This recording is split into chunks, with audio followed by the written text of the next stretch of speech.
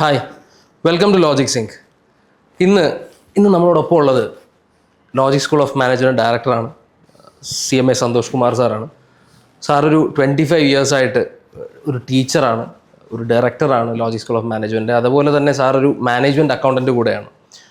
ഇന്ന് നമ്മൾ ഇപ്പോൾ ലോജിക് ഇന്ന് BCom ACCA അല്ലെങ്കിൽ MBA ACCA ഇൻ്റഗ്രേറ്റഡ് പ്രോഗ്രാംസിൻ്റെ ഫ്രണ്ട് റണ്ണേഴ്സായിട്ട് ഇന്ന് അക്രോസ് ഇന്ത്യ ഇന്ന് പ്രോഗ്രാംസ് റൺ ചെയ്യുന്നുണ്ട്. അതിൽ മെജോറിറ്റി ഓഫ് എന്താ പറയുക, ഏറ്റവും നല്ല യൂണിവേഴ്സിറ്റീസ്, ടോപ്പ് ടയർ കോളേജസ് എല്ലാം ഇന്ന് ലോജിക്കിൻ്റെ പാർട്ടാണ്. അപ്പം ഈ ഒരു പ്രോഗ്രാം അതിൻ്റെ ഒരു റെലവൻസ് എന്താണ്, അതിൻ്റെ ഇമ്പോർട്ടൻസ് എന്താണ്, എന്തൊക്കെ സ്റ്റുഡൻസ് ശ്രദ്ധിക്കണം, പാരൻസ് എന്തൊക്കെ ശ്രദ്ധിക്കണം എന്നുള്ളതായിരിക്കും ഇന്ന് നമ്മൾ ഈ ഒരു എപ്പിസോഡ് വഴി നമ്മൾ സംസാരമായിട്ട് ഇൻട്രാക്ട് ചെയ്ത് മനസ്സിലാക്കാൻ പോകുന്നത്. Welcome sir.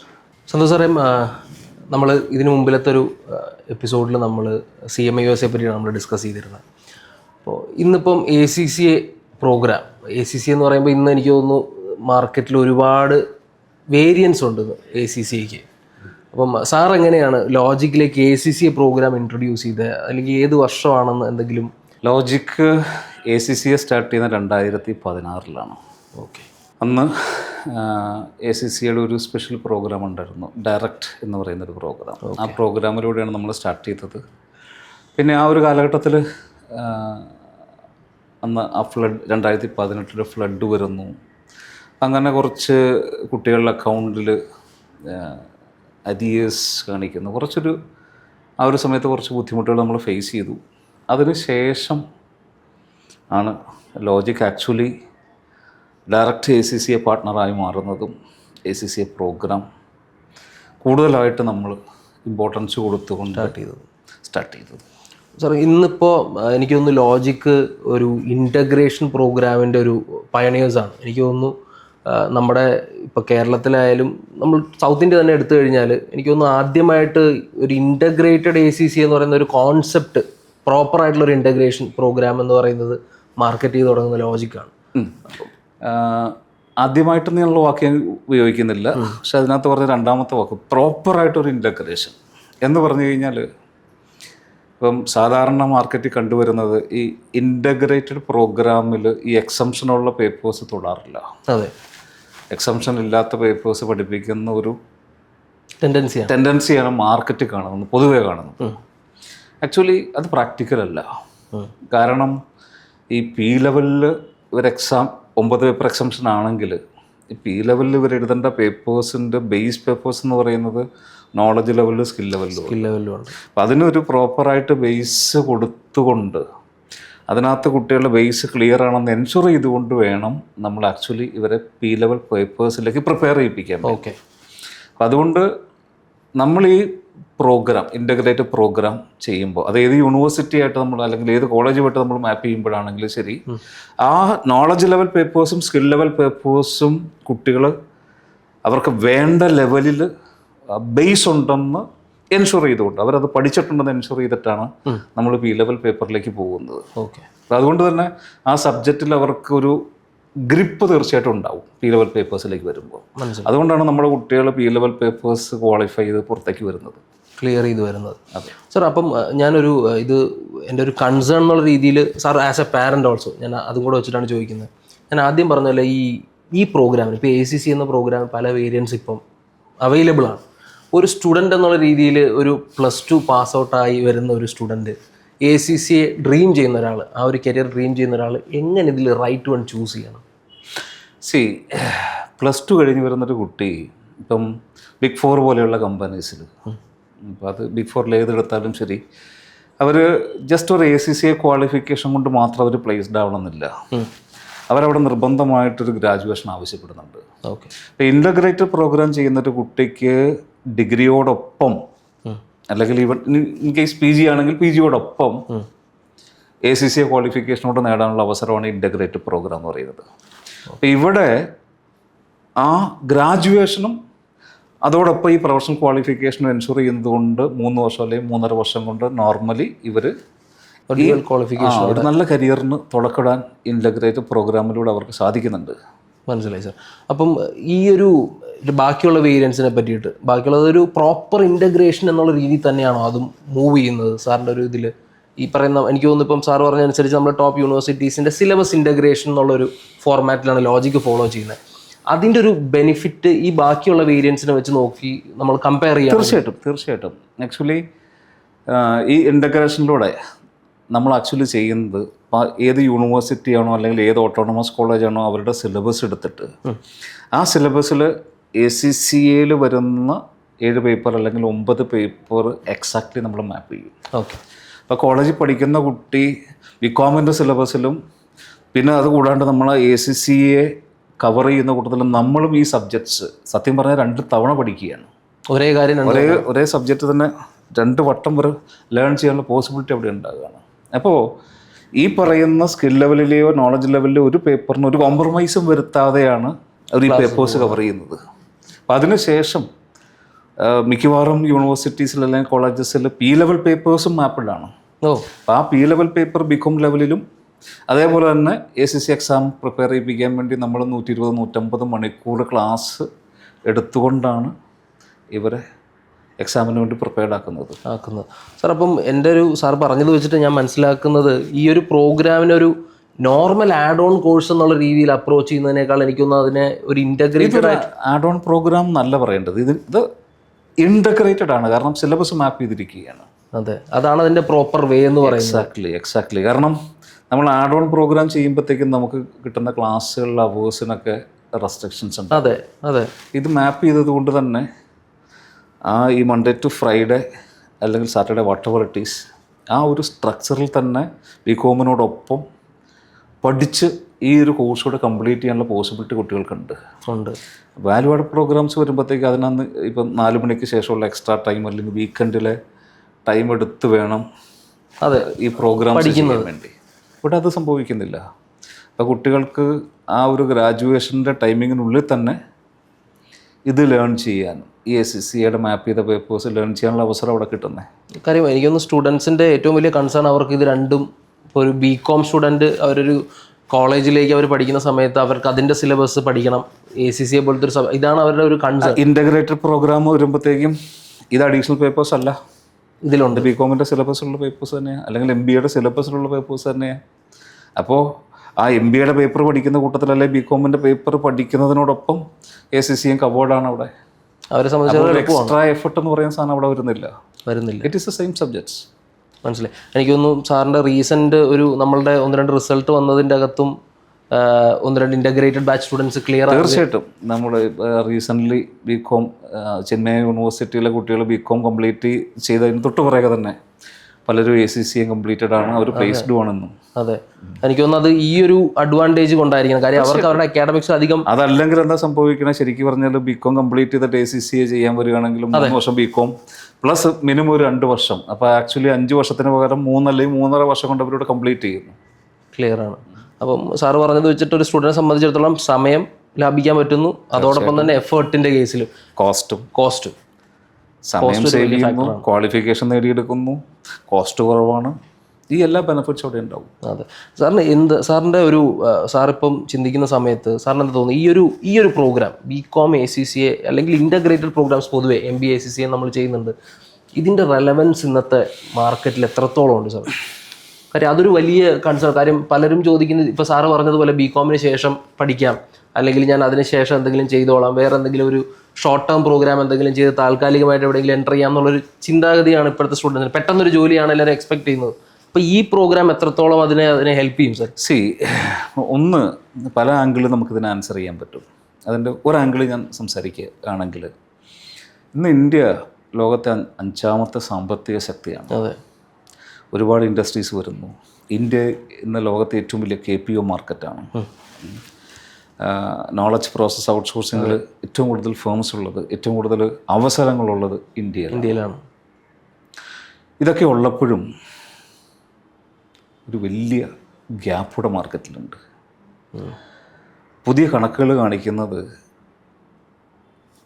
43% താഴെയാണ് ഗ്രാജുവേഷൻ കഴിഞ്ഞ കുട്ടികളിൽ എംപ്ലോയബിലിറ്റി.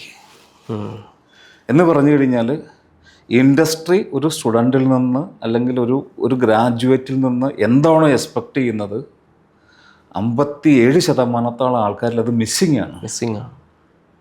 അതിൻ്റെ ബേസിക് റീസൺ ഇവർക്ക് സർട്ടിഫിക്കറ്റ് ഇല്ലാത്തതുകൊണ്ടല്ല, അല്ലെങ്കിൽ ഒരു ഗ്രാജുവേഷൻ ഇല്ലാത്തത് കൊണ്ടല്ല, ബേസിക് റീസൺ സ്കിൽസ് ഇല്ലാത്തത്. അതെ.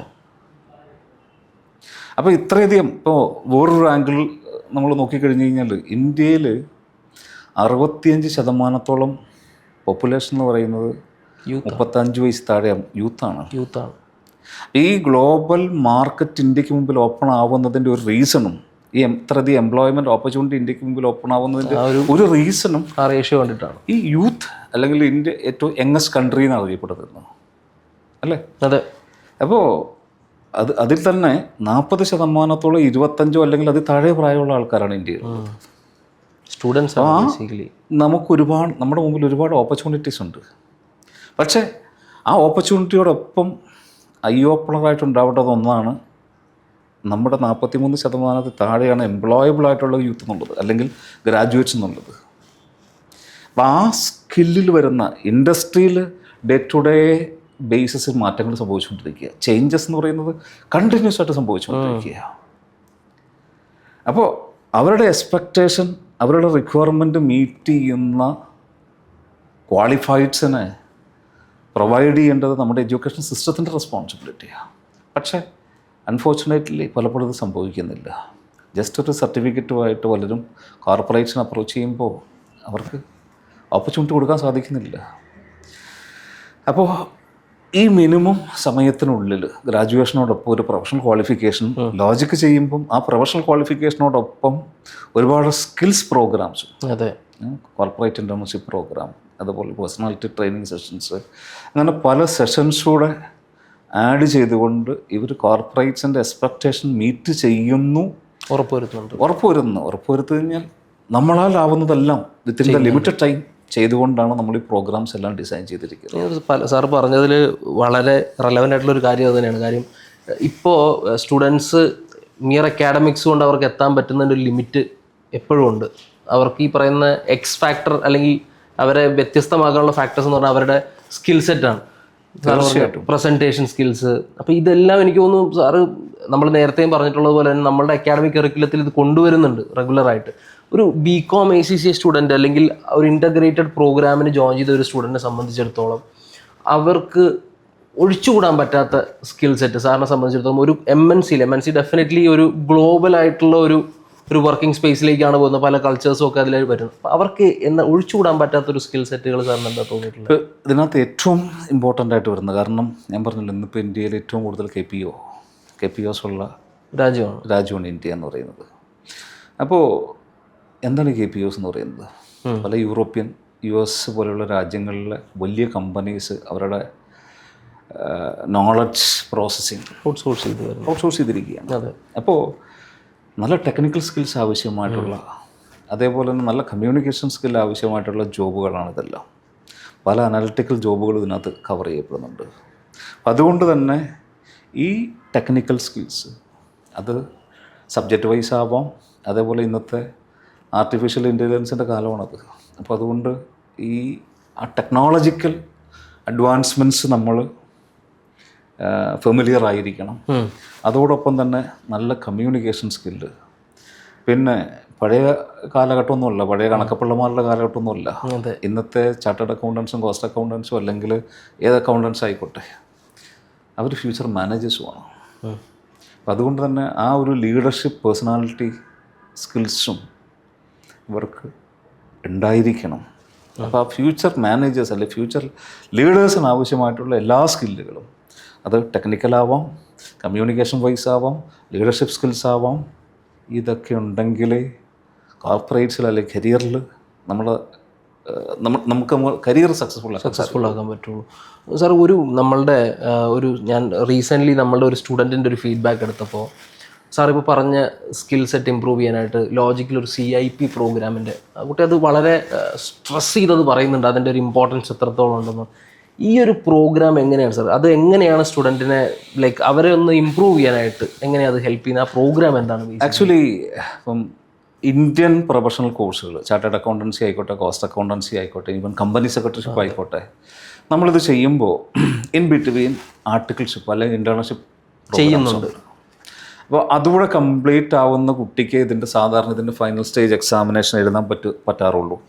അപ്പോൾ അതുകൊണ്ട് തന്നെ ഫൈനൽ ഇപ്പോൾ CA ആയിക്കോട്ടെ CMA ഒക്കെ ആയിട്ട് ഫൈനൽ എഴുതി വരുന്ന കുട്ടി അവൻ സബ്ജക്റ്റിൽ അല്ലെങ്കിൽ സബ്ജക്ട്സ് പാസ്സാവുന്നതോടൊപ്പം തന്നെ എക്സാംസ് പാസ്സാവുന്നതോടൊപ്പം തന്നെ കുറച്ച് പ്രാക്ടിക്കൽ നോളജ് നേടിക്കൊണ്ടാണ് വരുന്നത്. പക്ഷെ ഫോറിൻ കോഴ്സുകൾ CMA USC ആവാം ACC ആവാം, അവരുടെ ഒരു കോൺസെപ്റ്റ് ഡിഫറെൻ്റ് ആണ്. അപ്പോൾ അവർ ആദ്യം നിങ്ങൾ എക്സാം കംപ്ലീറ്റ് ചെയ്തോളൂ, അതിനുശേഷം ഇൻഡസ്ട്രി എക്സ്പീരിയൻസ് മതി എന്നുള്ളൊരു കാഴ്ചപ്പാടുണ്ട്. അതിൻ്റെ ഒരു ബേസിക് റീസൺ എന്ന് പറയുന്നത് അവരങ്ങനെ ഒരു, എൻ്റെ ഒരു വിശ്വാസം, ഇപ്പം യൂറോപ്പിലായിക്കോട്ടെ അല്ലെങ്കിൽ അമേരിക്കൻ മറ്റ് കൺട്രീസൊക്കെ എടുത്തു കഴിഞ്ഞാൽ അവരുടെ ഒരു കൾച്ചറൽ ഡിഫറൻസ് എന്താണെന്ന് വെച്ച് കഴിഞ്ഞാൽ ഒരു 17 വയസ്സ് നമ്മുടെ ഒരു +2 ലെവലൊക്കെ കഴിഞ്ഞ് കഴിഞ്ഞാൽ ഇൻഡിപെൻഡൻ്റ് ആണ്, അവർ ഇൻഡിപെൻഡൻ്റ് ആണ്, അവർ ഏൺ ചെയ്തുകൊണ്ടാണ് പഠിക്കുന്നത്, ലേൺ ചെയ്യുന്നത്. അതെ. അപ്പോൾ ജോലി ചെയ്തുകൊണ്ടാണ് അവർ ഫർദർ സ്റ്റഡീസിന് പോകുന്നത്. നമ്മുടെ ഒരു കാഴ്ചപ്പാട് ഡിഫറെൻ്റ് ആണ്. പലപ്പോഴും മാറ്റങ്ങൾ ഇപ്പോൾ സംഭവിക്കുന്നുണ്ടെങ്കിൽ പോലും നമ്മൾ എന്തുമാത്രം പഠിക്കാൻ സാധിക്കുമോ ആ പഠനം കംപ്ലീറ്റ് ആക്കിയതിന് ശേഷം ജോലിക്ക് പോവുക അല്ലെങ്കിൽ ജോലി നേടുക എന്നൊരു കാഴ്ചപ്പാടാണ് നമുക്കുള്ളത്. അപ്പോൾ ഈ ACC അല്ലെങ്കിൽ CMA USC അല്ലെങ്കിൽ CPA പോലുള്ള പ്രോഗ്രാംസിലേക്ക് വരുമ്പോൾ ആദ്യം എക്സാംസ് പാസ്സായിട്ട് ഇൻഡസ്ട്രി എക്സ്പീരിയൻസ് ഉണ്ടാക്കിയാലും മതി എന്നുള്ളൊരു കാഴ്ചപ്പാട് നല്ലതാണെങ്കിൽ പോലും അതിൻ്റെ ഒരു സൈഡ് എഫക്റ്റ് ഉണ്ട്. ഈ എക്സാംസ് പാസ്സായി കഴിയുമ്പം ഇവർക്ക് കിട്ടുന്ന ഒരു തിയറട്ടിക്കൽ നോളജാണ്. സബ്ജക്റ്റിൽ കോൺസെപ്റ്റ് ക്ലിയർ ആയിരിക്കാം, തിയറട്ടിക്കൽ നോളജ് ഉണ്ടായിരിക്കാം, പക്ഷേ പ്രാക്ടിക്കൽ സൈഡ് വരുമ്പോൾ ഇവർ പലപ്പോഴും 0 അപ്പോൾ ആ 0 പ്രാക്ടിക്കൽ നോളജ് ഇൻഡസ്ട്രിയിലേക്കുള്ള അല്ലെങ്കിൽ കോർപ്പറേറ്റ് എക്സ്പെക്റ്റേഷൻ ഓപ്പോസിറ്റാണ്. അവർ എക്സ്പെക്ട് ചെയ്യുന്നത് പ്രാക്ടിക്കൽ നോളജ്, കുറച്ച് പ്രാക്ടിക്കൽ നോളജ് കൂടിയാണ്. അപ്പം അതുകൊണ്ട് തന്നെ ഈ ഫോറിൻ കോഴ്സ് ചെയ്യുന്ന കുട്ടികളെ സംബന്ധിച്ചിടത്തോളം ആ പ്രാക്ടിക്കൽ നോളജിൻ്റെ ഒരു കുറവുണ്ടല്ലോ, അത് ഫില്ല് ചെയ്യാൻ വേണ്ടിയാണ് കോർപ്പറേറ്റ് ഇൻറ്റേൺഷിപ്പ് പ്രോഗ്രാം നമ്മുടെ കരിക്കുലത്തിലേക്ക് ആഡ് ചെയ്തിരിക്കുന്നത്. അപ്പോൾ നമ്മുടെ ഇവിടെ ഈ ഒരു പ്രോഗ്രാം ചെയ്യുന്നൊരു കുട്ടി ചാർട്ടേഡ് അക്കൗണ്ടൻസിയുടെ ആർട്ടിക്കിൾഷിപ്പ് ചെയ്യുന്നത് പോലെ അത്രയും ഇൻഡെപ്തായിട്ട് അത്രയും ലോങ് ഡ്യൂറേഷൻ നമുക്ക് സാധിക്കില്ല. എന്നാലും എങ്കിൽ കൂടി ഒരു ബേസിക് അണ്ടർസ്റ്റാൻഡിങ് കോർപ്പറേറ്റിൽ എന്താണ് സംഭവിക്കുന്നത്, എന്താണ് ഈ പ്രാക്ടിക്കൽ സൈഡെന്ന് മനസ്സിലാക്കിയിട്ടാണ് അവൻ ഈ ക്വാളിഫിക്കേഷൻ നേടിയെടുക്കുന്നതും. അപ്പോൾ ഈ ക്വാളിഫിക്കേഷൻ പ്ലസ് ഈ ഒരു പ്രാക്ടിക്കൽ നോളജോട് കൂടിയാണ് നമ്മളൊരു കുട്ടി ഇൻ്റർവ്യൂ ബോർഡിലേക്ക് ചെല്ലുന്നത്. ആൻഡ് കുറച്ചുകൂടി ഈസി ആയിട്ട് അവൻ്റെ മുമ്പിൽ കമ്പനിയുടെ ഡോർസ് ഓപ്പൺ ആയിരിക്കും. ഒരാഴ്ച എനിക്കൊന്ന് പാസ്സായി ഒരാഴ്ചക്കുള്ളിൽ ഇപ്പോൾ BCom ACC ഒക്കെ പാസ്സായ കൃഷ്ണ സ്റ്റുഡൻറ്റ് പാസ്സായി വിത്തിൻ 1 വീക്ക് നമുക്ക് പ്ലേസ് ചെയ്യാൻ സാധിച്ചതിൻ്റെ വൺ ഓഫ് ദ റീസൺ ഒന്ന് തീർച്ചയായിട്ടും ആ കുട്ടിക്ക് നല്ല കമ്മ്യൂണിക്കേഷൻ ഉണ്ടായിരുന്നു. അതോടൊപ്പം ഈ CIP ഒക്കെ അവനെ ഹെൽപ്പ് ചെയ്തിട്ടുണ്ട്. സർ, അതുപോലെ തന്നെ ഇതും സ്റ്റുഡൻസിനെ കൺഫ്യൂസ് ചെയ്യുന്ന അല്ലെങ്കിൽ ഒരു പാരൻ്റ് എന്നുള്ള നിലയിലാണെങ്കിലും കൺഫ്യൂസ് ചെയ്യപ്പെടുന്ന കുറച്ച് സ്റ്റേറ്റ്മെൻറ്റ്സുകളാണ് ഇപ്പോൾ ഞാൻ ഈ പറയാൻ പോകുന്നത്. ഒന്ന്, ACCക്ക് ടോട്ടൽ 13 പേപ്പേഴ്സാണ് സാറിന് അറിയാം. 13 പേപ്പേഴ്സ് എഴുതി ക്ലിയർ ചെയ്ത് വരുന്ന ഒരാളും ഈ എക്സംഷൻ റൂട്ട് വരുന്ന ഒരാളും തമ്മിൽ വലിയൊരു ഗ്യാപ്പ് ഉണ്ട്. ഇല്ലെങ്കിൽ അവർ ക്ലിയർ ചെയ്ത് വരുന്ന എക്സംഷൻ റൂട്ടിൽ വരുന്നവർക്ക് ആ ഒരു value compared to 13 papers clear ചെയ്ത് അത് ഒരു വാല്യൂ ഡിഫറൻസ് ഉണ്ട്. കോർപ്പറേറ്റിലേക്ക് എൻട്രിയിൽ അവരത് റെസ്ട്രിക്ഷൻസ് അവർക്ക് അതിലുണ്ടാകുന്നു എന്നുള്ളൊരു കോൺസെപ്റ്റ് പല രീതിയിലും പല ന്യൂസ് അതിനെപ്പറ്റി ഇങ്ങനെ നടക്കുന്നുണ്ട്. അപ്പം സാറിന് എന്താ തോന്നുന്നത്? ഇപ്പം എനിക്ക് തോന്നുന്നു ഫസ്റ്റ് ബാച്ചൊക്കെ ലോജിക്കിൽ നിന്നാണ് സ്റ്റാർട്ട് ചെയ്യുന്നത്. ഒരു വിത്തിൻ എ വീക്ക് ഒരു സ്റ്റുഡൻറ്റ് പ്ലേസ്ഡ് ആകുന്നു, ഇനിയും പ്ലേസ്ഡ് ആകാനായിട്ടുള്ളവരുണ്ട്. അപ്പം സാറിന് ഇപ്പം എന്താ അത് ഫീൽ ചെയ്യുന്നത്? ഇപ്പം ഏതെങ്കിലും ഒരു പാർട്ട്ണർ അല്ലെങ്കിൽ ഏതെങ്കിലും ഒരു പ്രൊവൈഡർ ഈ എക്സംഷനുള്ള പേപ്പേഴ്സിലൊരു ബേസ് കൊടുക്കാതെയാണ് ഈ P-level കുട്ടികളെ പ്രിപ്പയർ ചെയ്യിപ്പിക്കുന്നതെങ്കിൽ ഈ സ്റ്റേറ്റ്മെൻറ്റ് കറക്റ്റ് ആവും. Okay, clear. അതെ. അതേസമയം ലോജിക്ക് ആ വഴിക്കല്ല. ലോജിക്കിൽ ഈ 9 പേപ്പറോ അല്ലെങ്കിൽ വട്ടവർ 5 പേപ്പറോ 7 പേപ്പറോ വട്ടവർ ഇറ്റ് ഈസ് കുട്ടികൾക്ക് എക്സംഷൻ അവൈലബിൾ ആണെങ്കിൽ പോലും ആ പേപ്പേഴ്സിന് പ്രോപ്പർ ബേസ് ഉണ്ടാക്കിയതിന് ശേഷമാണ് നമ്മൾ P-level പേപ്പർ കൊടുക്കുന്നത്. അപ്പോൾ ഒരു 13 പേപ്പർ പഠിക്കുന്ന കുട്ടിക്ക് P-level പേപ്പർ എഴുതാൻ വേണ്ടി എന്ത് ബേസാണോ അല്ലെങ്കിൽ എന്ത് കോൺസെപ്റ്റ് ക്ലാരിറ്റിയാണോ ഉണ്ടാവേണ്ടത്, അവൻ എന്താണോ കിട്ടുന്നത് അതന്നെ നമ്മുടെ അടുത്തുനിന്ന് കിട്ടിയാൽ, നമ്മുടെ ഈ പ്രോഗ്രാമിലൂടെ കിട്ടിയാൽ എന്ത് ഗ്യാപ്പാണ് അവിടെ സംഭവിക്കുന്നത്? ശരിയാണ്, ഒരു ഗ്യാപ്പ് സംഭവിക്കുന്നില്ല. ഉണ്ടോ? ഇല്ല. എന്ന് മാത്രമല്ല, നമ്മളിങ്ങനെ ഒരു ഇൻ്റഗ്രേറ്റഡ് പ്രോഗ്രാം ചെയ്യുമ്പോൾ ഈ എക്സാംസ് ഇപ്പോൾ ഈ പറയുന്ന 9 പേപ്പറിൻ്റെ എക്സാം എഴുതുന്ന ഒരു ടൈം ഉണ്ടല്ലോ, ആ ഒരു ഗ്യാപ്പ് ഉണ്ടല്ലോ, ആ സമയത്ത് പലപ്പോഴും നമ്മൾ എന്താ ചെയ്യുന്നത്, കുട്ടികൾക്ക് മറ്റ് കോ-കരിക്കുലർ എക്സ്ട്രാ കരിക്കുലർ ആയിട്ടുള്ള കാര്യങ്ങളാണ് ചെയ്ത് കൊടുക്കുന്നത്. അതിൽ വരുന്നതാണ് ഈ കമ്മ്യൂണിക്കേഷനും കോർപ്പറേറ്റ് ഇൻ്റേൺഷിപ്പ് പ്രോഗ്രാമും പേഴ്സണാലിറ്റി ഡെവലപ്മെൻറ്റ് പ്രോഗ്രാംസും. ആക്ച്വലി ഇൻ്റഗ്രേറ്റഡ് പ്രോഗ്രാം ചെയ്യുന്ന കുട്ടി 13 പേപ്പർ മാത്രമല്ല ക്ലാരിറ്റി ഉണ്ടാക്കുന്നത് അവൻ ഗ്രാജുവേഷൻ അല്ലെങ്കിൽ ഒരു പോസ്റ്റ് ഗ്രാജുവേഷൻ നേടുന്നു, പ്രാക്ടിക്കൽ എക്സ്പോഷറും പേഴ്സണാലിറ്റി ഡെവലപ്മെൻറ്റും സംഭവിച്ചുകൊണ്ടാണ് അവൻ കോർപ്പറേറ്റിലേക്ക് ചെല്ലുന്നത്. അപ്പോൾ എൻ്റെ വിശ്വാസം ഒരു നോർമലി 13 പേപ്പർ മാത്രം പഠിച്ചിട്ട് വരുന്നൊരു കുട്ടിയേക്കാൾ കൂടുതൽ എക്സ്പോഷറോടുകൂടിയാണ് ലോജിക്കിൽ നിന്ന് ഈ ഒരു പ്രോഗ്രാം പാസ് ഔട്ടായി വരുന്നൊരു കുട്ടിക്ക് കിട്ടുന്നത്. സാർ, അപ്പോൾ MBA പ്ലസ് ACC എന്നൊരു കോൺസെപ്റ്റ് കൂടെ BCom ACC എനിക്ക് തോന്നുന്നു കുറച്ചുകൂടെ സ്റ്റുഡൻസ് ചിലപ്പം അക്സെപ്റ്റ് ചെയ്യാൻ റെഡിയാണ്. ഇപ്പോൾ MBA ACC എന്ന് പറയുമ്പോൾ ഓൾറെഡി MBA എന്ന് പറയുന്നൊരു സിലബസ് ഉണ്ട്, ACC എന്ന് പറയുന്നത്. ഇതിൻ്റെ ബ്ലെൻഡ് എത്രത്തോളം ഒരു സ്റ്റുഡൻ്റ് എന്നുള്ള നിലയിൽ ഹെൽപ്പ് ചെയ്യും? ഇവിടെയും ACCAയുടെ പേപ്പേഴ്സ് MBAയുടെ സിലബസിലേക്ക് മാപ്പ് ചെയ്തുകൊണ്ടാണ് MBA പ്ലസ് ACCA പ്രോഗ്രാംസ് നമ്മൾ ഡിസൈൻ ചെയ്തിരിക്കുന്നത്. അതും ഏറ്റവും ടോപ്പ് റേറ്റഡ് ആയിട്ടുള്ള ഇന്ത്യയിൽ തന്നെ A++ ലെവലുള്ള യൂണിവേഴ്സിറ്റീസ്, ടോപ്പ് 10 യൂണിവേഴ്സിറ്റീസിൽ, ടയർ യൂണിവേഴ്സിറ്റീസിൽ തന്നെ. അതെ. അപ്പോൾ ഈ മാപ്പിംഗ് സംഭവിക്കുന്നതിലൂടെ തീർച്ചയായിട്ടും ഇവർക്ക് ഈ സബ്ജക്റ്റിൽ ബേസ് ഒന്നും നഷ്ടപ്പെടുന്നില്ല. And second thing, dual professional ക്വാളിഫിക്കേഷനാണ് നേടുന്നത്. MBA നേടുന്നതിലൂടെ ഒരു ജനറൽ മാനേജ്മെൻറ്റ് സ്കിൽസ് ഇവർ നേടുമ്പോൾ, അല്ലെങ്കിൽ ജനറൽ മാനേജ്മെൻറ്റിൽ വരുന്ന ഓപ്പർച്യൂണിറ്റീസ് ഒക്കെ ഇവരെ തേടി എത്തുമ്പോൾ ACCയിലൂടെ ഫിനാൻഷ്യൽ സ്കിൽസ് കൂടെ കിട്ടുന്നത്. അപ്പോൾ രണ്ട് മേഖലയിലേക്കും ഓപ്പർച്യൂണിറ്റി ഡബിളായി മാറുക ചെയ്യുന്നത്. ജനറൽ മാനേജ്മെൻറ്റ് സ്കിൽസ് ആപ്ലിക്കേഷൻ വരുന്ന ജോബ് ഓപ്പർച്യൂണിറ്റീസും ഫൈനാൻഷ്യൽ സ്കിൽസ് ആവശ്യമായിട്ടുള്ള ജോബ് ഓപ്പർച്യൂണിറ്റീസും നേടിയെടുക്കാൻ MBA പ്ലസ് ACCA നേടുന്ന ഒരു കുട്ടിക്ക് സാധിക്കും. എനിക്കൊന്ന് കരിയർ ഗ്രോത്ത് എന്നുള്ള രീതിയിൽ ചിന്തിക്കുമ്പോഴും തീർച്ചയായിട്ടും വളരെ എളുപ്പത്തിൽ ഡബിളായില്ലേ അവിടെ. അതെ സാർ. അതുപോലെ ഈ മൈഗ്രേഷൻ എന്ന് പറയുന്നൊരു കേസ് കൂടെ എനിക്കൊന്ന് ഗ്ലോബൽ ആയിട്ടുള്ള ഒരു കരിയർ എയിം ചെയ്യുന്നവരെ ഏറ്റവും കൂടുതൽ പ്രിഫർ ചെയ്യുന്ന ഒരു പ്രോഗ്രാം കൂടിയാണ് ACCA പ്രോഗ്രാം. അവിടെ ഈ MBA പ്ലസ് ACCA ഒക്കെ ഒരുപാട് ഹെൽപ്പ് ചെയ്യും. കാരണം ഞാൻ പറഞ്ഞതുപോലെ രണ്ട് സ്കിൽസാണ് അവർക്കുള്ളത്, ജനറൽ മാനേജ്മെൻറ്റ് സ്കിൽസും അതേപോലെ ഫൈനാൻഷ്യൽ സ്കിൽസും ഉണ്ടാവുകയാണ്. സെക്കൻഡ് തിങ്, ACCA എന്ന് പറയുന്നത് ഒരു 180+ കൺട്രീസിൽ അക്സെപ്റ്റഡ് ആയിട്ടുള്ള ജോബ് ഓപ്പർച്യൂണിറ്റീസ് ഉള്ളൊരു പ്രോഗ്രാമാണ്. അപ്പോൾ അതുകൊണ്ട് തന്നെ ഈ ACCA പ്രോഗ്രാം കംപ്ലീറ്റ് ചെയ്യുന്ന കുട്ടികൾക്ക് ഇന്ത്യക്ക് വെളിയിലും ഒരുപാട് ഓപ്പർച്യൂണിറ്റീസ് ഉണ്ട്. അപ്പോൾ അതൊരു ഗ്ലോബൽ ക്വാളിഫിക്കേഷൻ തന്നെയാണത്. മനസ്സിലായി സാർ. ഒരു കമ്പാരിസൺ യൂഷ്വലി നടക്കുന്നത് സാറും ഒരുപാട് കേട്ടിട്ടുണ്ടോ, സ്റ്റുഡൻസിൻ്റെ ഇടയിൽ നിന്നാണെങ്കിലും നമ്മൾ സംസാരിക്കുമ്പോൾ അവർക്ക് കൺഫ്യൂസ്ഡ് ആണ് ചിലപ്പോൾ. ഒരു ചാർട്ടേഡ് അക്കൗണ്ടൻറ്റ്, ഒരു CA is equal to ACCA എന്ന് പറഞ്ഞു കഴിഞ്ഞാൽ അത് സാർ എത്രമാത്രം അതിനെ, സാറിന് എന്താണ് അതിലൊരു ടേക്ക് ഉള്ളത്? ബേസിക്കലി ACCA ആണെങ്കിലും CA ആണെങ്കിലും ഫോക്കസ് ചെയ്യുന്നത് ഫൈനാൻഷ്യൽ അക്കൗണ്ടിങ്, ഓഡിറ്റിംഗ്, ടാക്സേഷൻ, ഈ 3 മേഖലകളിലാണെന്ന് പറയാം. Basically financial accounting and auditing. പക്ഷെ ഇത് രണ്ട് രാജ്യങ്ങളുടെ ക്വാളിഫിക്കേഷനാണ്. ചാർട്ടേഡ് അക്കൗണ്ടൻസി എന്ന് പറയുന്നത് നമ്മുടെ ICAയുടെ പ്രോഗ്രാമാണ്. കുറച്ചുകൂടെ റിഗറസ് ആയിട്ട് ഡിസൈൻ ചെയ്തിരിക്കുന്നൊരു പ്രോഗ്രാം എന്ന് പറഞ്ഞു കഴിഞ്ഞാൽ അതിൻ്റെ എക്സാമിനേഷനൊക്കെ ഒരു ഗ്രൂപ്പ് സിസ്റ്റമാണ് ഫോളോ ചെയ്യുന്നത്, കുറച്ചുകൂടെ റിജിഡാണ്. ഇപ്പം ഇന്ത്യൻ CA ക്വാളിഫൈ ചെയ്യുന്നൊരു വ്യക്തിക്ക് ഇന്ത്യയിൽ പ്രാക്ടീസിങ് ഓപ്പർച്യൂണിറ്റി, എംപ്ലോയ്മെൻറ്റ് ഓപ്പർച്യൂണിറ്റിയോടൊപ്പം പ്രാക്ടീസിങ് ഓപ്പർച്യൂണിറ്റിയാണ്. അതെ. അപ്പം നിലവിൽ എൻ്റെ ഓർമ്മ ശരിയാണെങ്കിൽ 1949 ICA ഫോം ചെയ്യുന്നത്. ഇതുവരെ ഏകദേശം 4 ലക്ഷത്തിനടുത്ത് ചാർട്ടേഡ് അക്കൗണ്ടൻസ് ആണ് ഈ ക്വാളിഫിക്കേഷൻ നേടിയെടുത്തിരിക്കുന്നത്. അപ്പം അത് ഈക്വലൻ്റ് ആയിട്ടുള്ള ക്വാളിഫിക്കേഷനാണ് UKയുടെ ACCA എന്ന് നമുക്ക് പറയാമെങ്കിൽ പോലും ഒരു ACCA നേടിയ ഒരാൾ ഇവിടെ പ്രാക്ടീസിങ് ഓപ്പർച്യൂണിറ്റി ഇല്ല. അവൻ്റെ ഓപ്പർച്യൂണിറ്റി എംപ്ലോയ്മെൻറ്റ് ഓപ്പർച്യൂണിറ്റിയാണ്. അതേസമയം ഇന്ത്യക്ക് വെളിയിലേക്ക് ചെല്ലുമ്പോൾ ഈ 180+ കൺട്രീസിൽ ജോബ് ഓപ്പർച്യൂണിറ്റിയുള്ള പ്രോഗ്രാമാണത്. അത് ഒരു പക്ഷേ ചാർട്ടേഡ് അക്കൗണ്ടൻസിയുടെ പേരുപയോഗിച്ചുകൊണ്ടുള്ളൊരു മാർക്കറ്റിംഗ് തന്ത്രമായിരിക്കാം അതിന് പിന്നിലുണ്ടായിരുന്നത്. അപ്പം അങ്ങനെ ഒരു കമ്പാരിസണോ ഒരു ആവശ്യം ഇവിടെ ഇല്ല. ACCAക്ക് ACCയുടെ മാർക്കറ്റ് ഉണ്ട്.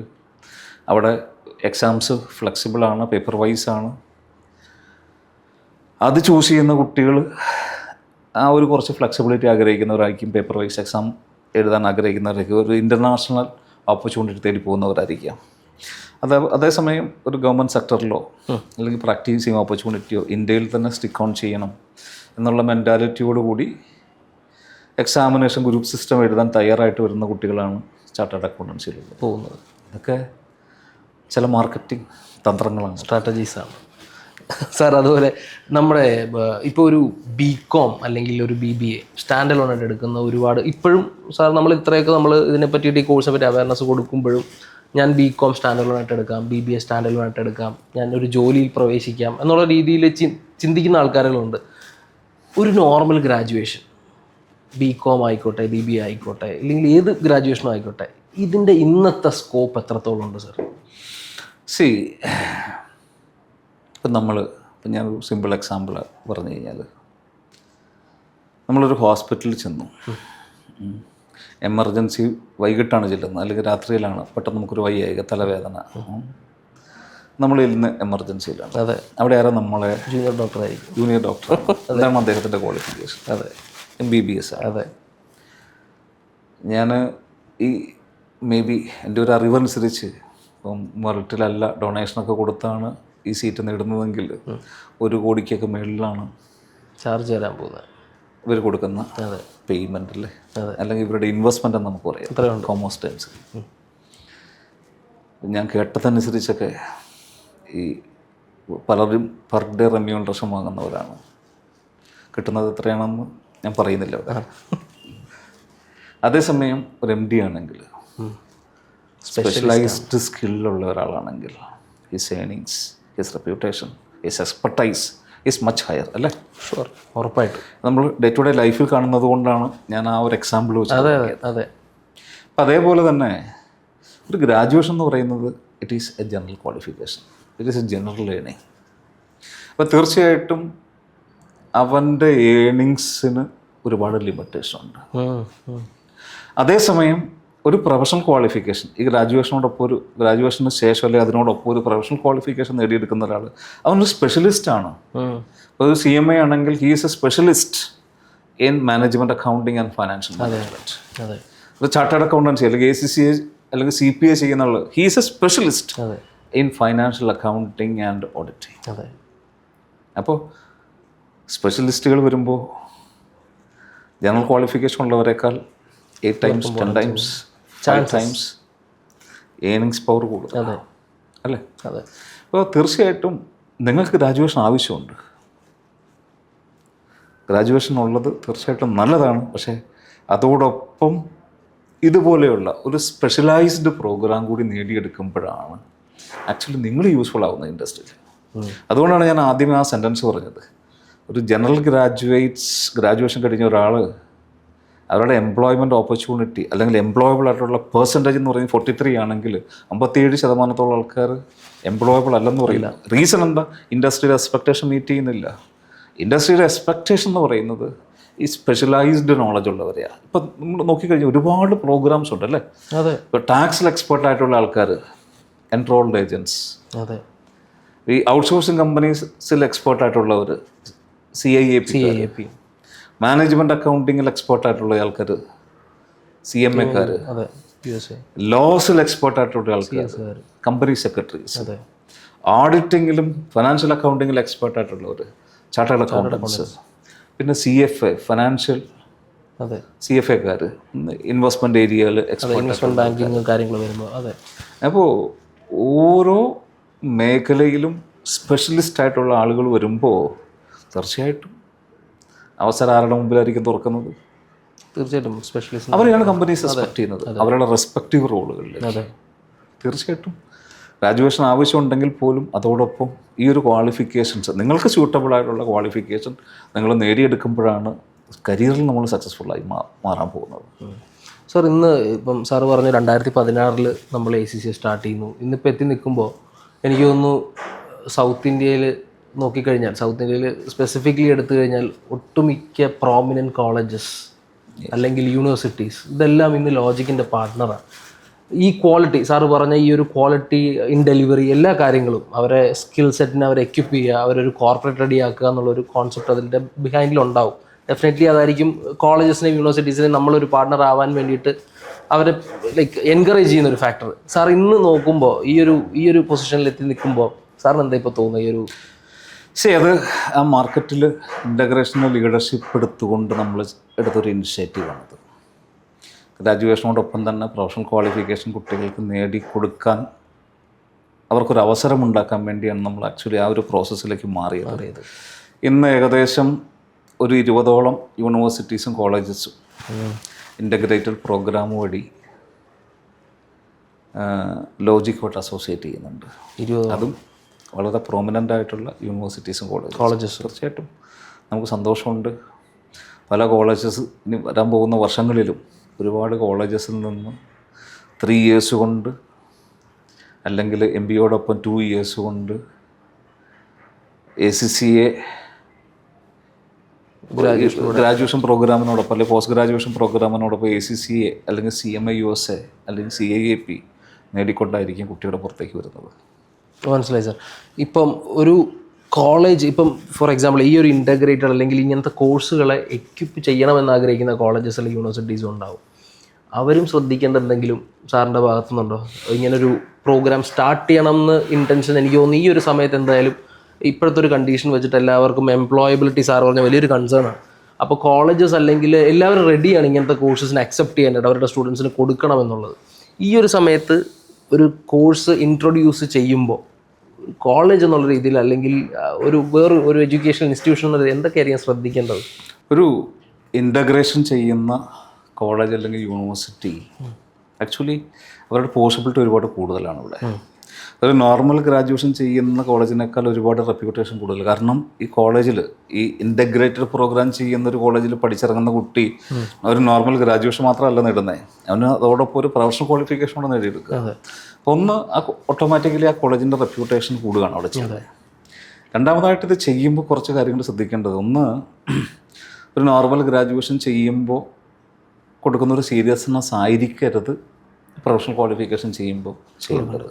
പ്രത്യേകിച്ച് ഇൻ്റഗ്രേറ്റഡ് പ്രോഗ്രാം വരുമ്പോൾ, എക്സ്പെഷ്യലി അതിൻ്റെ എക്സാംസിൻ്റെ ക്വസ്റ്റ്യൻസ് ഒക്കെ സെറ്റ് ചെയ്യുമ്പോൾ ACCA ഇൻ്റഗ്രേറ്റഡ് ആണെങ്കിൽ ആ ഒരു ACCA ലെവലിലായിരിക്കണം അതിൻ്റെ ക്വസ്റ്റ്യൻസ് ഒക്കെ സെറ്റ് ചെയ്യേണ്ടത്.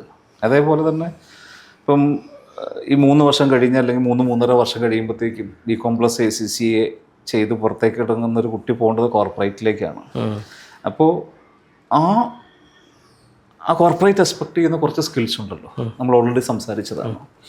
ആ സ്കിൽസ് നേടാനുള്ള കുറച്ച് അവസരങ്ങൾ കൂടി കൊടുക്കണം കോളേജ് ഒരുക്കുകയാണെങ്കിൽ അവരുടെ students with flying colours pass out ആവും, കോർപ്പറേറ്റിലേക്ക് എൻ്റർ ചെയ്യും. സാർ ഒരു ഇതുകൂടെ നമ്മൾക്കിപ്പം സാറ് പറഞ്ഞതെന്ന് വെച്ചാൽ ചിലപ്പോൾ ചില ഡൗട്ട്സ് വരാൻ സാധ്യതയുള്ളത് ഈ ഒരു ഹൈ IQ ഉള്ള സ്റ്റുഡൻസിന് മാത്രം ചെയ്യാൻ പറ്റുന്ന ഒരു പ്രോഗ്രാമാണെന്നുള്ളതാണ്. കാര്യം ഒരുപാട് പേര് ഞാൻ ആവറേജ് ആണെന്ന് സെൽഫായിട്ട് സ്വയം പറഞ്ഞ് അതിൽ തൃപ്തിപ്പെടുന്ന ഒരു വലിയ കാറ്റഗറി ഓഫ് സ്റ്റുഡൻസ് പുറത്തുണ്ട്. അപ്പം അവരതുകൊണ്ടൊക്കെ കൊണ്ടായിരിക്കാം ചിലപ്പോൾ ഒരു നോർമൽ ഗ്രാജുവേഷൻ മതിയും തീരുമാനിക്കുന്നത്. അപ്പോൾ ഒരു ഹൈ IQ ലെവലുള്ള സ്റ്റുഡൻസിന് മാത്രമാണോ BCom ACCA? നമ്മൾ ആരും മോശക്കാരല്ല. ഒരു ഫൈനാൻസ് പ്രൊഫഷണൽ ക്വാളിഫിക്കേഷൻ നേടിയെടുക്കാൻ വേണ്ടി ആവറേജ് IQ ഒക്കെ മതി. പലപ്പോഴും നമ്മളെ ഇത്ര പോരാ എന്ന് ചിന്തിക്കുന്നത് നമ്മുടെ പാസ്റ്റിൻ്റെ ബേസിലാണ്.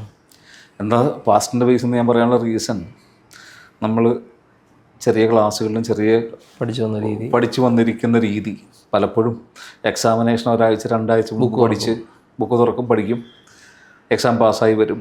ആ അപ്രോച്ചൊന്നും ഒരു പ്രൊഫഷണൽ ക്വാളിഫിക്കേഷൻ സാധിക്കില്ല. ആവറേജ് മതിയെന്ന് പറയാനുള്ള കാരണം ഇപ്പം ലോജിക്കൽ എന്നെ സംബന്ധിച്ച് ഞാൻ ഈ കഴിഞ്ഞ 20 വർഷത്തിനിടയിൽ ഒരുപാട് സ്റ്റുഡൻസിനെ ആവറേജ് എന്ന് മാർക്കിൻ്റെ ബേസിൽ നമുക്ക് വിളിക്കാവുന്ന ഒരുപാട് സ്റ്റുഡൻസ് പല പ്രൊഫഷണൽ ക്വാളിഫിക്കേഷൻ, ചാർട്ടേഡ് അക്കൗണ്ടൻസി അടക്കമുള്ള പ്രൊഫഷണൽ ക്വാളിഫിക്കേഷൻ പാസ്സായി പോയിട്ടുണ്ട്. അപ്പോൾ ഞാൻ ഇതിനു മുമ്പ് CMAയുടെ ഇൻ്റർവ്യൂവിൽ ഞാൻ സംസാരിച്ച നൗഫൽ 2-3 വട്ടം BCom തോറ്റതിന് ശേഷം CMA USA പാസ്സായി പോയ വ്യക്തിയാണ്. ഒരു നിതിൻ കൃഷ്ണൻ എൻ്റെ ഓർമ്മയിൽ 50% താഴെ 43-44% മാർക്കിലാണുള്ളൂ CMAക്കാരനായി. ഒരു സുഹൈൽ അലി, ആൾക്ക് 55% മാർക്കില്ലാത്തതിൻ്റെ ബേസിൽ ഡിഗ്രി കഴിഞ്ഞിട്ടും ഇൻ്റർമീഡിയറ്റ് നേരിട്ട് ജോയിൻ ചെയ്യാൻ പറ്റാതെ ഫൗണ്ടേഷനിൽ സ്റ്റാർട്ട് ചെയ്ത കുട്ടിയാണ്. ഇന്ന് ഷാർജയിൽ വാട്ടർ ഇലക്ട്രിസിറ്റി ഡിപ്പാർട്ട്മെൻറ്റിൽ ഫിനാൻസ് ഡിവിഷനിൽ വർക്ക് ചെയ്തുകൊണ്ടിരിക്കുകയാണ്. ഇവരൊക്കെ മാർക്കിൻ്റെ ബേസിൽ സംസാരിക്കാനാണെങ്കിൽ അല്ലെങ്കിൽ അവരുടെ പാസ്റ്റിൻ്റെ ബേസിൽ സംസാരിക്കുകയാണെങ്കിൽ ഇവരൊക്കെ ആവറേജുകാരാണ്, അല്ലെങ്കിൽ ബിലോ ആവറേജുകാരാണ് അല്ലേ? അതെ, 40 അവർക്കത് സാധിക്കുമെങ്കിൽ ഡെയിലി പ്രിപ്പയർ ചെയ്യാൻ തയ്യാറാണെങ്കിൽ, വർക്ക് ചെയ്യാൻ റെഡിയാണെങ്കിൽ, അതാത് ദിവസം പഠിപ്പിക്കുന്ന ടോപ്പിക് അതാത് ദിവസം പഠിച്ച് മുന്നോട്ട് പോകാൻ സാധിക്കുന്നെങ്കിൽ, നിങ്ങൾ പറയുന്ന ഈ ഏത് ആവറേജുകാരനും ഒരു കോമേഴ്സ് പ്രൊഫഷണൽ ക്വാളിഫിക്കേഷൻ നേടിയെടുക്കാൻ സാധിക്കും. ഞാനിത് പറയുന്നത് ഒരു 25 വർഷത്തോളം എഡ്യൂക്കേഷൻ സെക്ടറിൽ ടീച്ചിങ് പ്രൊഫഷനിൽ നിന്നൊരു വ്യക്തി എന്നുള്ള രീതിയിൽ ഞാൻ സംസാരിക്കണേ. ഞാൻ കണ്ടിട്ടുണ്ട്. അതേസമയം വലിയ മാർക്കൊക്കെ നേടി ഇതൊക്കെ എന്തെന്നുള്ളൊരു ഭാവത്തോടു കൂടിയാണ് വരാൻ പോകുന്നതെങ്കിൽ ചിലപ്പോൾ നിങ്ങളുടെ എക്സ്പീരിയൻസ് മോശമായിരിക്കും, ബെറ്റർ ആയിരിക്കും. അപ്പോൾ നിങ്ങളുടെ പാസ്റ്റിലെ മാർക്കൊന്നും അല്ല ഇതിൻ്റെ ഒരു ബേസ് എന്ന് പറയുന്നത്. ആവറേജ് ഇൻ്റലിജൻസ് ഒക്കെ മതി ഇതിനകത്ത്. പക്ഷേ അപ്രോച്ചിലാണ് വ്യത്യാസം. നമ്മുടെ അപ്രോച്ച് വ്യത്യാസം വരുന്നത്. നമ്മൾ ആ കാണിക്കുന്നൊരു കമ്മിറ്റ്മെൻറ്റ്, പഠനത്തോട് കാണിക്കുന്നൊരു സീരിയസ്നെസ്, അത് നിങ്ങളെ നാളെ ഒരു വിന്നറാക്കി മാറ്റും. Okay sir. അതുപോലെ ഇപ്പം ACCA അല്ലെങ്കിൽ ഒരു പ്രൊഫഷണൽ കോഴ്സുകളെ സംബന്ധിച്ചിടത്തോളം അതിൻ്റെ റിസൾട്ടുകൾ എപ്പോഴും ഒരു വലിയ ഫാക്ടറാണ്. When it comes to an institute, റിസൾട്ടുകളാണ് അവരുടെ ഏറ്റവും കൂടുതൽ ആൾക്കാരെ ശ്രദ്ധിക്കുന്നത്, ഏറ്റവും കൂടുതൽ ആൾക്കാരെ ആകർഷിക്കുന്ന ഒരു ഫാക്ടർ. സാർ റീസെൻ്റായിട്ട് കുറേ റിസൾട്ടുകളൊക്കെ കാണുന്നുണ്ട്, നമ്മൾ ശ്രദ്ധിക്കുന്നുണ്ടാവും. അപ്പം ഈ ഉള്ള ഒരു ടോട്ടൽ നമ്പർ ഓഫ് മെമ്പേഴ്സിൻ്റെ ഒരു 90% 80% ക്ലെയിമുകളൊക്കെ വരുന്നൊരു സമയം കൂടെയാണ്. ഇത് സാർ എങ്ങനെ ഇതിനെ നോക്കിക്കാണുന്നത്, ഈ ഒരു അപ്രോച്ചിനെ? സ്ട്രാറ്റജിയാണ് ഡെഫിനറ്റ്ലി, അല്ലാന്നല്ലെങ്കിലും ഇതൊരു പെട്ടെന്ന് ഒരു സ്റ്റുഡൻറ്റിനെ കാണുമ്പോൾ ഇത് കൺഫ്യൂസിങ് അല്ലേ, അവരെ വേറൊരു രീതിയിൽ അതിലേക്ക് അട്രാക്ട് ചെയ്യുന്നൊരു പാറ്റേൺ അല്ലേ? ഒരുപാട് മാർക്കറ്റിംഗ് സ്റ്റണ്ടുകളൊക്കെ ഉള്ള മാർക്കറ്റിലേത്. ഇപ്പം ഈ കൃത്യമായ റിസൾട്ട് അന്വേഷിച്ച് ചെല്ലില്ല എന്നുള്ള ധൈര്യത്തിൽ ചെയ്യുന്നതായിരിക്കും അതൊക്കെ. എനിക്കറിയില്ല, ഞാൻ അതിനെപ്പറ്റി കൂടുതൽ സംസാരിക്കുന്നത് പഠിക്കുന്ന കുട്ടികൾ അന്വേഷിക്കട്ടെ. എന്തായാലും ലോജിക് അങ്ങനെ ഒരു സ്ട്രാറ്റജി ഇല്ല. നമ്മൾ നമ്മുടെ റിസൾട്ട് പബ്ലിഷ് ചെയ്ത് കഴിഞ്ഞ് കഴിഞ്ഞാൽ അത് കൃത്യം എത്ര പേരാണ് വിത്ത് അവരുടെ ഫുൾ ഡീറ്റെയിൽസാണ് നമ്മുടെ റിസൾട്ട് നമ്മൾ പബ്ലിഷ് ചെയ്യുന്നത്. അപ്പോൾ ആ കാര്യത്തിൽ 100% എത്തിക്സ് നമ്മൾ ഫോളോ ചെയ്യുന്നുണ്ട്. കള്ളം പറയാറുമില്ല നമ്മുടെ അവിടെ. സാറിൻ്റെ ഒരു അറിവനുസരിച്ചിട്ട് ശരിക്കും ഇന്ത്യയിൽ എത്ര, ഇപ്പോൾ ഇന്ത്യയിൽ നിന്ന് ക്വാളിഫൈഡ് ആയിട്ടുള്ള ഒരു CMAക്കാരുടെ ACCAക്കാരുടെ നമ്പർ സാറിൻ്റെ ഒരു ഇത് വെച്ചിട്ട് എത്ര പേരുണ്ട്? ഇപ്പം എൻ്റെ അറിവനുസരിച്ച് CMA US എടുത്തു കഴിഞ്ഞ് കഴിഞ്ഞാൽ ഏകദേശം ഒരു 4500. CMA 100 വർഷത്തിൽ മേളിലായിട്ടുള്ള ഒരു ഓർഗനൈസേഷനാണ്. ഇന്ത്യയിൽ ഈ കോഴ്സ് ആക്ച്വലി സ്റ്റാർട്ട് ചെയ്യുന്ന നമ്മളാണ്. ഏകദേശം ഒരു 4500-നും 5000-ത്തിനും ഇടയിലായിരിക്കാം CMA USA ഫുള്ളി ക്വാളിഫൈഡ് ഇന്ത്യയിൽ നിന്ന് പാസ്സായിരിക്കുന്ന ആൾക്കാരുടെ എണ്ണം. ഇപ്പം CA ആണെങ്കിൽ തന്നെ 4 ലക്ഷത്തിൽ താഴെ CAക്കാരാണ് ഉള്ളത്. ഇപ്പോൾ കഴിഞ്ഞ ദിവസം ഞാൻ ഏതോ അതിൽ മജോറിറ്റിയും ഒരു ഇൻസ്റ്റിറ്റ്യൂട്ട് ക്ലെയിം ചെയ്യുന്നൊക്കെ കണ്ടു. ഒന്നും പറയാനില്ല. മാർക്കറ്റിംഗ് സ്ട്രാറ്റജി ആയിരിക്കും. പക്ഷേ സാർ പറഞ്ഞ പോലെ ഇത് സ്റ്റുഡൻസ് എന്ന് മാത്രമല്ല, ഞാൻ പറയുന്നത് പാരൻസ് ഒരു പക്ഷേ ഇതിനകത്ത് ഒരുപാട് സെർച്ച് ചെയ്യേണ്ട കാര്യങ്ങളുണ്ട്. അല്ലെങ്കിൽ ഒരു തീരുമാനം എടുക്കുന്നതിന് മുമ്പ് അവരുടെ കരിയറാണ്, ഒരു ഫ്യൂച്ചറാണ്, പുറത്തുനിന്ന് കാണുന്നതായിരിക്കില്ല. അതിൻ്റെ അകത്തെന്നുള്ളത് എപ്പോഴും ഒരു വലിയ ഫാക്ടർ തന്നെയാണ്. അത് എല്ലാം ശ്രദ്ധിക്കണം എന്നുള്ളതാണ്. എനിക്ക് സാറും അതിനെ എഗ്രി ചെയ്യുമെന്ന് തോന്നുന്നു ഞാൻ പറഞ്ഞതിനോട്. തീർച്ചയായിട്ടും നമ്മൾ പരസ്യങ്ങൾ മാത്രം കണ്ടിട്ടല്ല ഒരു ഇൻസ്റ്റിറ്റ്യൂഷൻ ചൂസ് ചെയ്യേണ്ടത്. അവരുടെ ട്രാക്ക് റെക്കോർഡ്, അവരുടെ ജെനുവിനിറ്റി, ആക്ച്വലി അവിടുന്ന് സംഭവിക്കുന്ന ഒരു ഡെലിവറി, കുട്ടികൾക്ക് കൊടുക്കുന്ന ഒരു സപ്പോർട്ട് കെയർ, പാസ് പെർസെൻറ്റേജ്, ശരിക്കുള്ള റിയൽ പാസ് പെർസെൻറ്റേജ്, ഇതൊക്കെ നോക്കിയിട്ട് വേണം ഓപ്റ്റ് ചെയ്യാൻ, ഇൻസ്റ്റിറ്റ്യൂഷൻസ് ചൂസ് ചെയ്യാൻ. ശരി സാർ. സാറിന് ലാസ്റ്റായിട്ട് ഇപ്പം റിസൾട്ട് വെയിറ്റ് ചെയ്യുന്നൊരു വലിയ ക്രൗഡ് പുറത്തുണ്ട്. +2 കഴിഞ്ഞിട്ട് അവരുടെ ബോർഡ് എക്സാംസ് കഴിഞ്ഞ് വെയിറ്റ് ചെയ്യുന്നവരുണ്ട്, ഇല്ലെങ്കിൽ അവരുടെ ഗ്രാജുവേഷൻ എക്സാംസ് ഒക്കെ തീരാൻ പോകുന്നവരുണ്ട്, തീർന്ന യൂണിവേഴ്സിറ്റീസ്, പല യൂണിവേഴ്സിറ്റീസിനെയും കഴിഞ്ഞു. സാറിന് അവരോട് എന്താണ്, അവരുടെ നെക്സ്റ്റ് ഒരു സ്റ്റെപ്പ് എടുത്ത് വയ്ക്കുമ്പോൾ അവർക്ക് ഈ ഒരു ഓപ്ഷൻസ് അവരുടെ മുമ്പിലുണ്ട്. ഡെഫിനറ്റ്ലി അവരുടെ കരിയറിൽ അവർ എലിവേറ്റ് ആവണം എന്ന് ആഗ്രഹിക്കുന്നവർക്ക് ഈ ഒരു ഓപ്ഷൻസ് ഉണ്ട്. അവരോട് സാറിന് എന്താണ് പറയാനുള്ളത്? ഇന്ത്യ ലോകത്ത് തന്നെ ഏറ്റവും കൂടുതൽ ഗ്രോത്ത് റേറ്റ് മെയിൻറ്റെയിൻ ചെയ്യുന്ന രാജ്യമാണ്. ലോകത്തെ 5ാമത്തെ സാമ്പത്തിക ശക്തിയാണ്. 2030 3ാമത്തെ സാമ്പത്തിക ശക്തിയായി മാറുമെന്ന് എക്സ്പെക്റ്റ് ചെയ്യുന്നു. 2050 വലിയൊരു മേ ബി സെക്കൻഡ് പൊസിഷനിലേക്ക് എത്തുമെന്ന് നമ്മൾ വരുന്നു. ഇതൊക്കെ സംഭവിക്കാൻ പോകുന്നത് ഇൻഡസ്ട്രി അല്ലെങ്കിൽ ബിസിനസ്സിൻ്റെ കൂടെ ഗ്രോത്ത് കൂടിയാണ്. എക്കണോമിക് അവിടെ മാത്രമല്ല, തീർച്ചയായിട്ടും അഗ്രികൾച്ചർ ഇതെല്ലാം ഫാക്ടറാണ്. അതെ. അതേസമയം ബിസിനസ്സും ഗ്രോ ചെയ്യും. അപ്പം നമ്മുടെ മുമ്പിൽ ഒരുപാട് അവസരങ്ങളാണ്, ഇന്ത്യയിൽ തന്നെ ഒരുപാട് അവസരങ്ങളാണ് സംഭവിക്കാൻ പോകുന്നത്.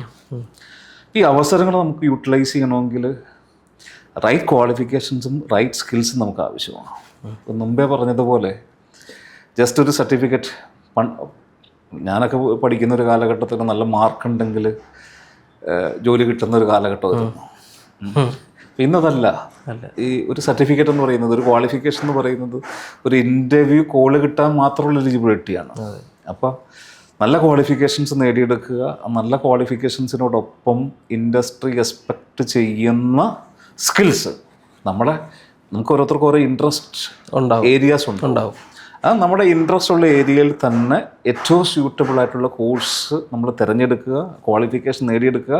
അതോടൊപ്പം ആ മേഖലയിൽ നമുക്ക് എക്സ്പേർട്ടായി മാറാൻ ആവശ്യമായ കുറേ സ്കിൽസ് കൂടി ആവശ്യമുണ്ട്. അത് കമ്മ്യൂണിക്കേഷൻസോ ടെക്നിക്കൽ സ്കിൽസോ എന്തും ആയിക്കോട്ടെ, പേഴ്സണാലിറ്റി, ലീഡർഷിപ്പ് സ്കിൽസ് ഒക്കെ ആയിരിക്കാം. ആ സ്കിൽസും നേടിയെടുക്കുന്നതിൽ ഒരു കുറവും വരുത്തരുത്. അങ്ങനെ ചെയ്താൽ സംശയം വേണ്ട, ഫ്യൂച്ചർ നിങ്ങളുടേതാണ്. മനസ്സിലായി സാർ.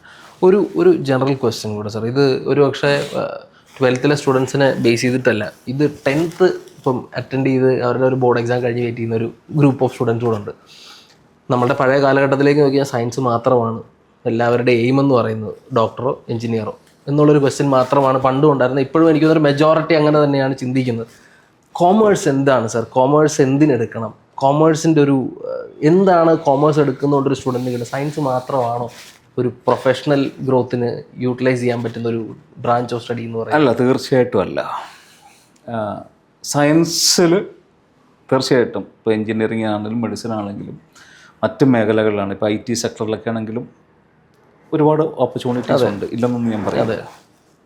പക്ഷേ ഒരുപാട് മാറ്റങ്ങൾ ഈ ഒരു കാലഘട്ടത്തിനിടയിൽ കോമേഴ്സിൽ സംഭവിച്ചിട്ടുണ്ട്.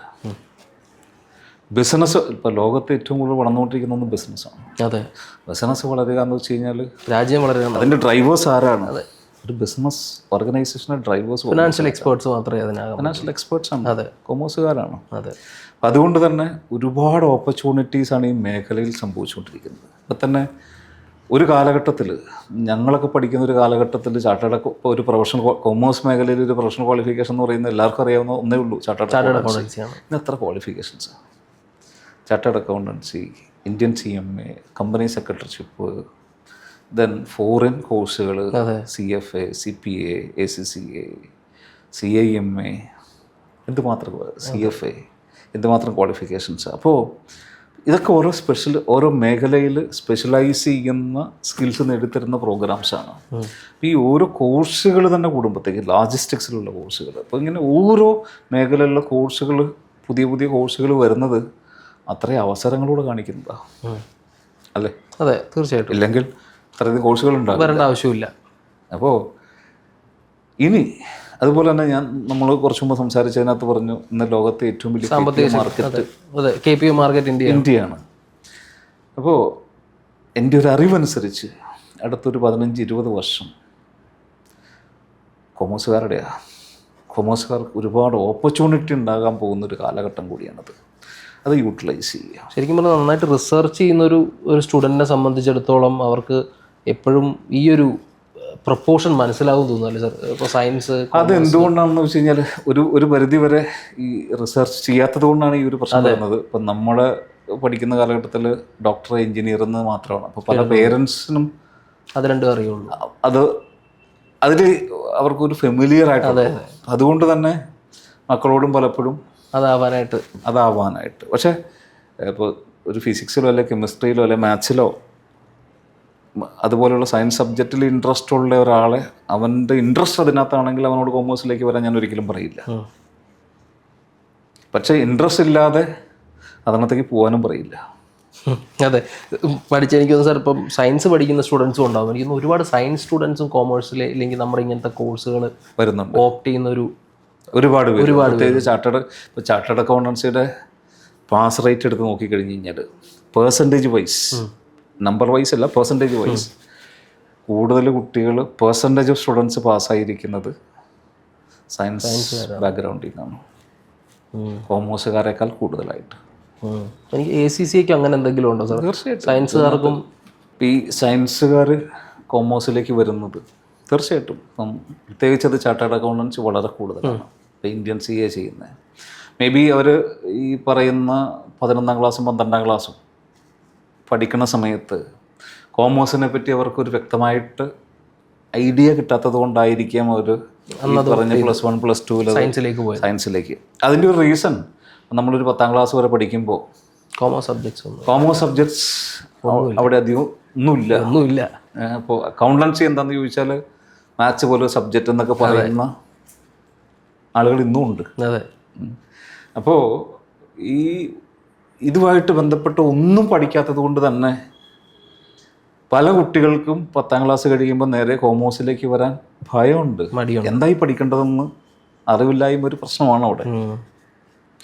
പക്ഷെ പല കുട്ടികളും ഈ പറഞ്ഞ 10ഉം 11ഉം കഴിയുമ്പോഴത്തേക്കും ഈ കോമേഴ്സിനെ പറ്റിയുള്ള അറിവ് നേടുകയും ഇപ്പം ചിലർ ഈ അക്കൗണ്ടൻസിയുടെ ഒക്കെ ഒരു ബേസിക്സ് പോയി പഠിച്ച് ഓക്കെ ഇത് മാത്സ് അല്ല, അല്ലെങ്കിൽ ഇത് ഒരു കോൺസെപ്ച്വൽ നോളജ് വേണ്ട ഒരു സബ്ജക്റ്റാണ്, ആ കോൺസെപ്റ്റ് കിട്ടിയാൽ ക്രാക്ക് ചെയ്യാൻ പറ്റുമെന്നൊരു കോൺഫിഡൻസ് ഉണ്ടാക്കിയിട്ട് ചാർട്ടേഡ് അക്കൗണ്ടൻസിയിലേക്കും ACCയിലേക്കും വരുന്ന ഒരുപാട് കുട്ടികളുണ്ട്. പിന്നെ ഞാൻ കേട്ടൊരു ഇൻഫർമേഷൻ ശരിയാണെങ്കിൽ CAയുടെ പെർസെൻറ്റേജ് വൈസ് റിസൾട്ട് നോക്കിക്കഴിഞ്ഞാൽ സയൻസ് സ്ട്രീമിൽ നിന്ന് വന്ന കുട്ടികളിലെ പെർസെൻറ്റേജ് ഓഫ് പാസിങ് കോമേഴ്സുകാരേക്കാൾ കൂടുതലാണ് ചാർട്ടേഡ് അക്കൗണ്ടൻസിയിൽ. ഇത് ഞാനൊരു ചാർട്ടേഡ് അക്കൗണ്ടൻ്റിൽ നിന്ന് ഒരിക്കൽ കേട്ടൊരു സ്റ്റേറ്റ്മെൻ്റ് ആണ്. ഓക്കെ, അപ്പം എനിക്കതിനകത്ത് അത്ഭുതം തോന്നുന്നില്ല. കാരണം പല സയൻസ് സ്റ്റുഡൻസും അവരുടെ ഒരു പ്രിപ്പറേഷൻ സ്റ്റൈൽ കുറച്ചുകൂടെ സീരിയസ് ആണ്. അപ്പോൾ അതുകൊണ്ട് തന്നെ പിന്നെ രണ്ടാമതൊരു കാര്യം എടുത്തു പറഞ്ഞു കഴിഞ്ഞാൽ ഇപ്പോൾ +2 കഴിഞ്ഞൊരു കുട്ടി, കോമേഴ്സ് കഴിഞ്ഞൊരു കുട്ടിക്ക് അക്കൗണ്ടൻസി ഗ്രിപ്പുണ്ടെങ്കിൽ സയൻസ് കഴിഞ്ഞ കുട്ടിക്ക് മാത്സിൽ നല്ല ഗ്രിപ്പുണ്ട്. അപ്പോൾ ഫൗണ്ടേഷൻ ലെവലിൽ നിന്ന് സ്റ്റാർട്ട് ചെയ്യുമ്പോഴത്തേക്കും ഈ പറയുന്ന അക്കൗണ്ടൻസി, മാത്തമാറ്റിക്സ്, ഇംഗ്ലീഷ്, പിന്നെ ഇക്കണോമിക്സ്, അങ്ങനെ കുറച്ച് പേപ്പേഴ്സാണ്. അതിനകത്ത് ശരിക്ക് ഇവർ തമ്മിൽ 1-2 പേപ്പറിന് വ്യത്യാസമുള്ളൂ. അത് വൺസ് ക്രാക്ക് ചെയ്ത് കഴിഞ്ഞ് കഴിഞ്ഞാൽ ഇൻ്റർമീഡിയറ്റ് ലെവലിലും ഫൈനൽ ലെവലിലും വരുമ്പോഴത്തേക്കും ഇവരെല്ലാം ഒരുപോലെയാണ്. എന്ത് വ്യത്യാസം ഇരിക്കണേ? ഇപ്പം കോമേഴ്സുകാരന് അക്കൗണ്ടൻസി അറിയാമെങ്കിൽ സയൻസ് ബാക്ക്ഗ്രൗണ്ടിൽ നിന്ന് വരുന്ന കുട്ടി മാത്സിൽ കുറച്ചുകൂടി എക്സ്പേർട്ട് ആയിരിക്കും. അതെ, ഹെൽപ്പ് ചെയ്യത്തേ ഉള്ളൂ. It makes no difference there. No difference എന്ന് പറയുന്നില്ല, നോട്ട് മച്ച് ഡിഫറൻസ് ദർ. മനസ്സിലായി സാർ, ക്ലിയർ ആണ്. Thank you sir, thank you so much. എനിക്ക് സാറിന് ഒരുപാട് തിരക്കുകളുണ്ടെന്നറിയാം ഈ സമയത്ത്. ഇപ്പം 1-2 ദിവസമായിട്ട് സാറിനെ ഇതിന് വേണ്ടിയിട്ട് നമ്മൾ ഡിസ്റ്റർബ് ചെയ്യുന്നുണ്ട്. എന്നാലും ഇനിയും ഒരുപാട് ഇൻ്റഗ്രേഷൻസ് സാറ് പറഞ്ഞ പോലെ പൈപ്പ് ലൈനിലുണ്ടെന്നറിയാം, സംഭവിക്കാൻ പോകുന്നുണ്ടെന്നറിയാം. ഇനിയും ഈ ഒരു പ്രോഗ്രാം മുമ്പോട്ട് പോട്ടെ, ലോജിക് ഇനിയും ഗ്രേറ്റർ ഹൈറ്റ്സിൽ പോട്ടെ.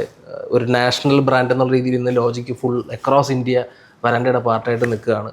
അതിൻ്റെ കൂട്ടത്തിൽ നമ്മുടെ ഈ പ്രോഗ്രാമും കൂടെ തീർച്ചയായിട്ടും സ്റ്റുഡൻസിന് ഹെൽപ്പ് ചെയ്യുന്ന രീതിയിൽ ഇനിയും ചേഞ്ചസ്, ഇനിയും ഇന്നോവേഷൻസ് കൊണ്ടുവന്ന് ഫ്രണ്ട് റണ്ണേഴ്സായിട്ട് സാറിൻ്റെ കൊണ്ടുപോകാൻ പറ്റട്ടെ. Thank U.